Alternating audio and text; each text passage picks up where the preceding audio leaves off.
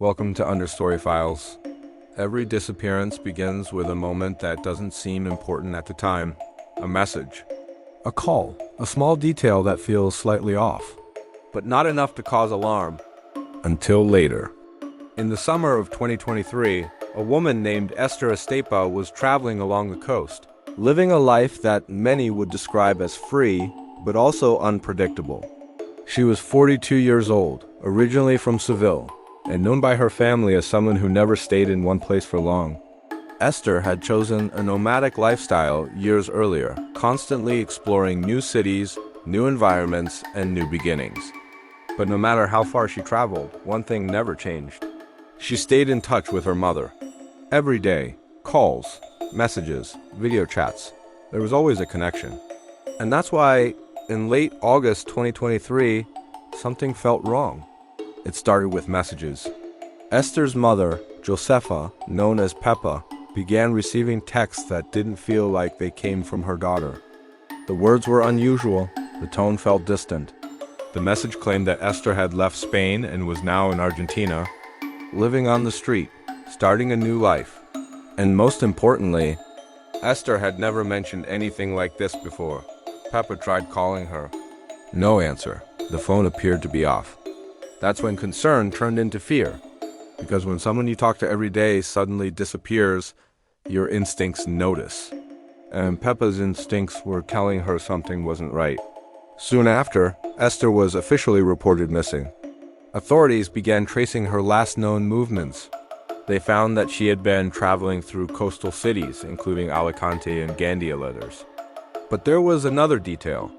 A man. Shortly after the disappearance report, Peppa began receiving calls from someone she had never met before. A man who claimed he had been with Esther just days before she vanished. His name was Jose Herrero Montella. He said he had met Esther at a hostel. He described their time together. Said they traveled together. Said they went hiking. Said he had last seen her when he dropped her at a health center because she was feeling pain in her legs. At first, it sounded like he was trying to help. But something about his behavior didn't feel right. He kept calling, asking questions, following the case, even retracing their steps. And then, something even stranger. He began documenting parts of this on social media, broadcasting it, telling the story publicly. That's when Esther's family decided to look deeper into who he was. And what they found changed everything. Montilla wasn't just a traveler. He was a convicted killer. He had spent nearly 30 years in prison for multiple murders committed decades earlier. Suddenly, the situation looked very different. Now, the man claiming to be one of the last people to see Esther alive had a violent past. Esther's family raised their concerns. They informed authorities. But there was a problem. There was no direct evidence, no clear connection, no proof. The case slowed down. Weeks turned into months. Months turned into nearly a year. And during that time, there were no answers, no confirmed sightings, no communication, just silence. For families of missing persons, that silence can be the hardest part. Not knowing, not having closure. Holding on to hope while also fearing the worst. Then, in February 2024, something changed. Hikers in Gandia made a discovery. Human remains. A skull and other fragments found near a highway. Authorities were called in. The remains were tested, and soon, the identity was confirmed. It was Esther. For her family, the uncertainty was over, but the reality that replaced it was devastating. Medical examiners determined that Esther had died from blunt force trauma to the head. It wasn't an accident. It was homicide. Now the investigation had a different focus. Who was responsible? By that time, Montilla was already in prison, but not for Esther's case. He had been arrested in connection with another violent crime involving a young woman. Despite this, he denied any involvement in Esther's death, but investigators continued examining evidence. And eventually, prosecutors moved forward. They charged him in connection with Esther's murder. According to reports, evidence recovered from his phone played a key role in building the case against him. As of now, he remains in custody, awaiting trial. And like many cases that gain public attention, there are still unanswered questions. What really happened during those final days?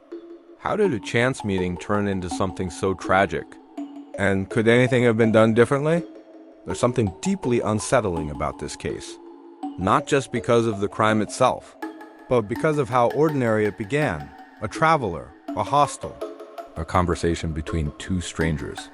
Moments that happen every day around the world. And yet, in this case, those moments became the beginning of something far darker.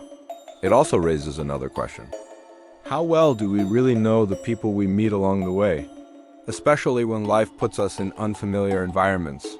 When you're traveling, when you're starting over, when you're vulnerable. Esther had been rebuilding her life.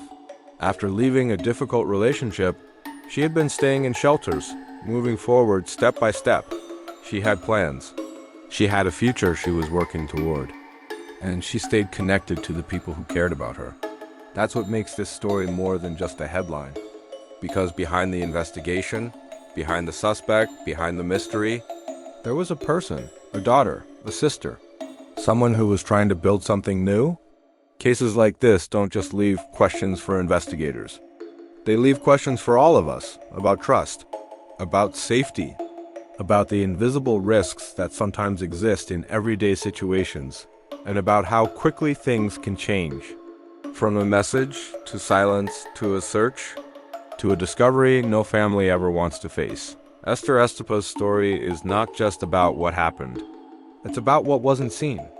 The warning signs that didn't fully make sense at first, the instincts that felt something was wrong, and the long road from uncertainty to truth. This is Understory Files, and beneath every disappearance, there is always another layer. If you want more real stories that uncover the deeper truth behind the headlines, subscribe to Understory Files, and we'll see you in the next story.